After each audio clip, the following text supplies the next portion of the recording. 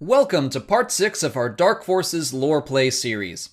Last time we fought our first Dark Trooper on the Blood Moon, and we got to that point thanks to information provided by our spy, Crix Madine. Unfortunately, Crix was caught in his defection and imprisoned on Oranakra, so now it's our job to break him out. Oranakra was an infamous prison planet located in wild space. It was a barren wasteland of large stone valleys. It looks like every other rocky planet in this game.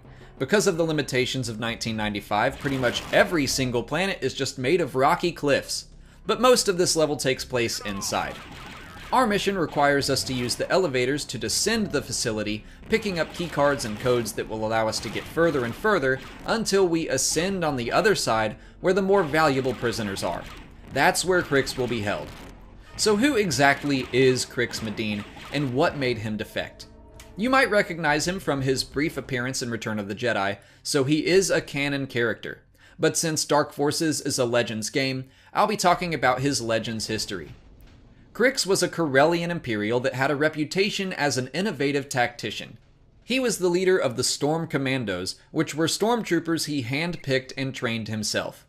The missions they were sent on became increasingly questionable, and when his unit was ordered to release a plague on the population of Dental, his guilt convinced him to defect. After the Battle of Yavin, he began leaking information about the Dark Trooper project until he was captured by Rom Mach and imprisoned here. We're currently in the less secure part of the prison, but it's still worth it to check these empty cells, which the Empire filled with shields, ammo, and medkits for some reason. I don't really know why the prison is so empty. Oh my god! Why is this guy's reaction to his cell door being open to attack me? I'm sorry, dude, but you scared me.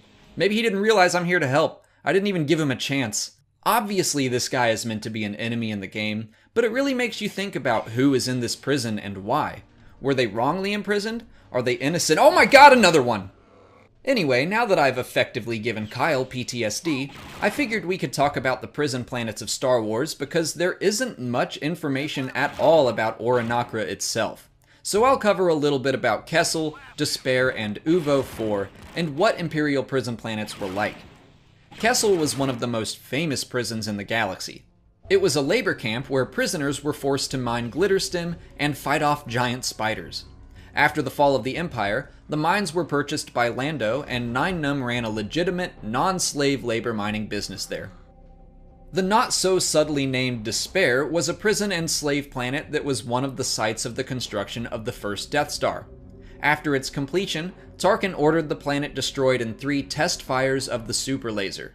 The planet was originally called Horus, and that planet name is mentioned in the Rogue One novelization as a reference to the Death Star's Legends history. Uvo 4 was home to a pod race track, but also a maximum security prison called Desolation Alley. Technically, it was a Republic prison during the Clone Wars, but I imagine it remained in service under the Empire. The Firespray class ship was created there, and one was stolen by Jango Fett and renamed the Slave One. I think Desolation Alley is probably the most similar prison planet to Oranakra, but there isn't much information on it either. All we know after the Clone Wars was that it was destroyed by the Yuuzhan Vong. Like the Gromas mines and Imperial Research Facility levels before, this place is unnecessarily complex. I walked back and forth across this place like 4 times after having killed everyone. I just imagine Kyle surrounded by bodies, studying a map, trying to figure out what in the world he's supposed to do. But in the end, we reach our goal and we save Crix. Madine then slipped back to Corellia for a time. Although some rebel leaders were suspicious of him, he was eventually allowed to be a member of the High Command Advisory Council and took part in the Battle of Endor, as well as multiple missions against the Imperial prison on Kessel. That's it for today. If you missed the rest of this series, you can check out the full playlist here.